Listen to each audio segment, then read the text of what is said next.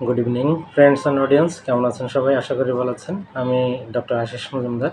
আজকের সান্ধ্যকালীন অধিবেশনে আপনাদের সকলকে স্বাগত জানাচ্ছি।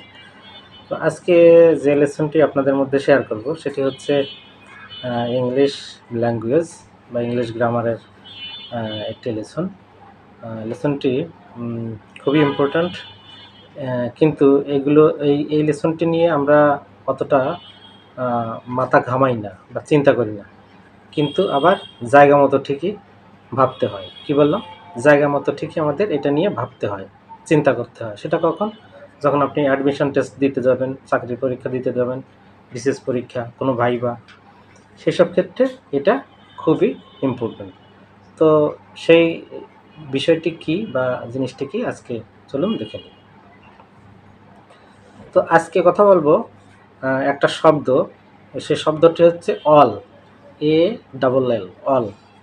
অল এটা হচ্ছে একটা ডিটারমিনার। এটাকে সাধারণত প্রোনাউন বলা হয়, আবার এটা অ্যাডজেক্টিভ হিসেবেও বাক্যের মধ্যে কাজ করে থাকে। তো প্রশ্ন হচ্ছে, এই অলের পরে, এই অল শব্দটার পরে কি ইজ ব্যবহার করে নাকি আর ব্যবহার করে, নাকি দুটোই করা যায়? সঠিক কোনটি? আচ্ছা, অনেক সময় দেখা যায় অলের পরে ইজ ব্যবহার কোথাও করা হচ্ছে, আবার অলের পরে আর ব্যবহারও করা হচ্ছে।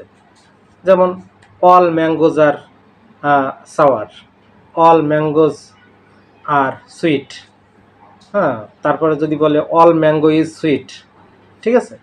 এই যে এই ধরনের সেন্টেন্স আমরা অনেক সময় আমরা দেখতে পাই এবং আমরা কনফিউজড হয়ে পড়ি যে আসলে অলের পরে কি ইজ ব্যবহার করতে হবে নাকি অলের পরে আর ব্যবহার করতে হবে। অল শব্দটা কি আসলে কোনো সিঙ্গুলার নাকি প্লুরাল? আজকে সেটা নিয়ে আমরা একটা সমাধানের চেষ্টা করব, আপনাদের মধ্যে সেই বিষয়টা চেষ্টা করব। তো দেখুন,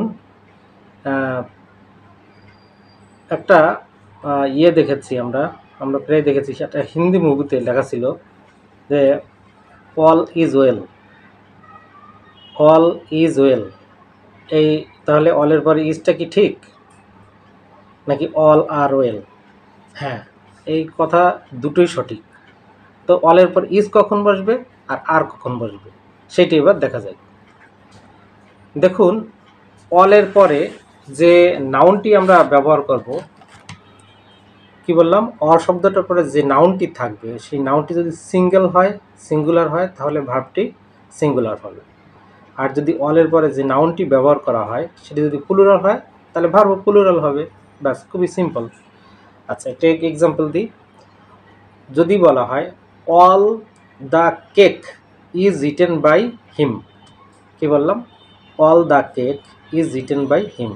আবার যদি বলে all the cakes are eaten by him, দুটোই সঠিক। তাহলে এরকম অনেক সময় হয়। আমি আরেকটা এক্সাম্পল দিচ্ছি যে all the mango is eaten by Tina, কি বললাম? All the mango is eaten by Tina. আবার যদি বলে all the mangoes are eaten by Tina, দুটোই কিন্তু সঠিক। এবার যখন বলবে অল ইজ ওয়েল, এই অলটা কি?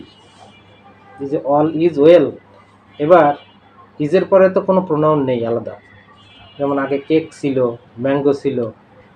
এখানে কিন্তু অলের পরে কিছুই নাই, শুধু অলের পরে ইজ দেওয়া, অল ইজ ওয়েল। এখানে অলটা কি?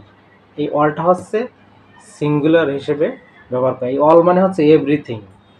কি বললাম? অল মানে হচ্ছে এভরিথিং। আবার যদি বলে অল আর ওয়েল, এই অলটা কি?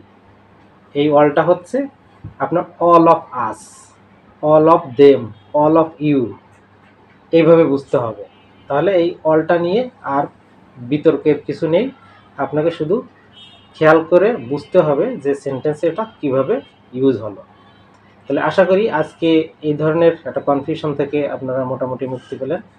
তো আজকে ক্লাসের পর্ব এখানে শেষ করব। ক্লাসটি কেমন লাগলো অবশ্যই আপনারা কমেন্ট করে জানাবেন। সবাই ভালো থাকবেন, সুস্থ থাকবেন। শুভ সন্ধ্যা।